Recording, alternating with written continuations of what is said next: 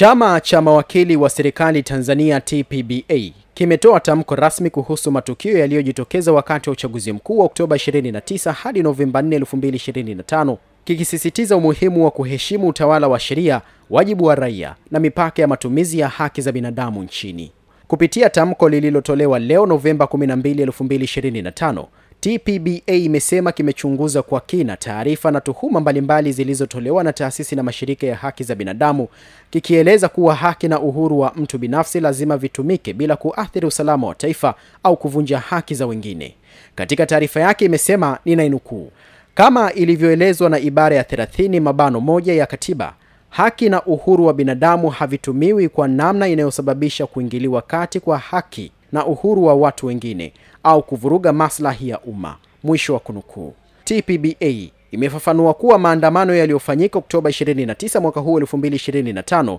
hayakuwa halali kwa mujibu wa sheria, kwa kuwa yalikiuka zuio lililotolewa na jeshi la polisi kwa sababu za kiusalama, na kwamba ushahidi unaoonyesha baadhi ya maandamano hayo yaligeuka vurugu, yakiambatana na uharibifu wa mali, mashambulizi kwa askari na uchomaji vituo vya kupigia kura. Kuhusu tuhuma za matumizi ya nguvu kupita kiasi na vifo vilivyotokea, TPBA imesisitiza kuwa matumizi ya silaha au risasi ni hatua ya mwisho inayoruhusiwa kisheria pale tu mbinu nyingine zote zikishindikana. Imeeleza tena kwamba, ninainukuu, uwajibikaji wa vyombo vya dola ni sehemu ya utawala wa sheria na uchunguzi wa haki unapaswa kufanyika pale panapotokea tuhuma za matumizi ya nguvu za ziada, kama alivyoagiza Mheshimiwa Rais wakati wa hotuba yake ya uapisho Novemba 3, 2025, mwisho wa kunukuu. TPBA pia imezungumzia changamoto za upatikanaji wa huduma za intaneti wakati wa uchaguzi, ikieleza kuwa hatua ya kusitisha au kudhibiti mawasiliano kwa muda